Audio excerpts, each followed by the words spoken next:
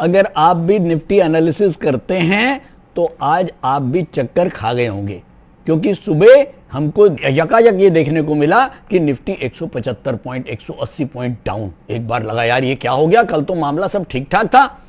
लेकिन actually problem कुछ और थी। वो प्रॉब्लम क्या है, जो कल ऑक्शन का जो सेटलमेंट इन्होंने किया है एनएससी ने, उसमें पहले क्या होता था, निफ्टी की क्लोजिंग निकलती थी 3 और 3:30 बजे की एवरेज प्राइस से, जो भी क्लोजिंग आती थी वो हम क्लोजिंग मान लेते थे। ज्यादातर जो एनालिस्ट हैं वो क्लोजिंग बेसिस पे ही काम करते हैं।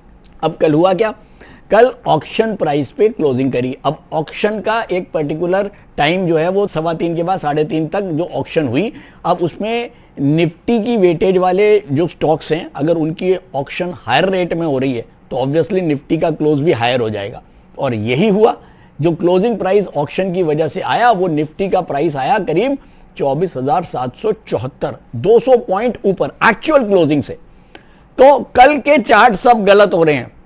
तो अगर आप एनालिसिस करते हैं तो याद रखें पाइवट पॉइंट कल का गलत है। अगर आप पाइवट पॉइंट लगा के ट्रेड कर रहे हैं तो आपको लग रहा होगा कि पाइवट पॉइंट से हम बाजार जो है वो इस समय नीचे है, लेकिन बाजार पाइवट से नीचे नहीं है। आज बाजार जो है वो कल के बराबर ही है या कल से थोड़ा सा ऊपर ही होगा, कल की जो एक्चुअल क्लोजिंग है। तो आज ये प्रॉब्लम आज सब लोगों ने फेस करी है।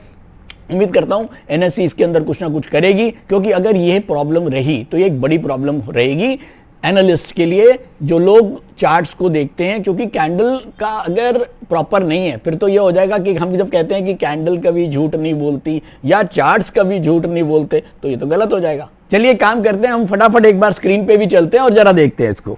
ये देखिए, ये कल की लास्ट की कैंडल है जिसने 24,774 का क्लोज दिखाया, लेकिन एक्चुअल क्लोज जो था वो हमारा करीब 24,580 ही था। और ये अननेसेसरी 200 पॉइंट का जो जंप आया ये एक फॉल्स है, और इसको निफ्टी की क्लोजिंग हम नहीं मान सकते। टेक्निकली ये मानना पड़ रहा है लेकिन एक्चुअली ये नहीं है।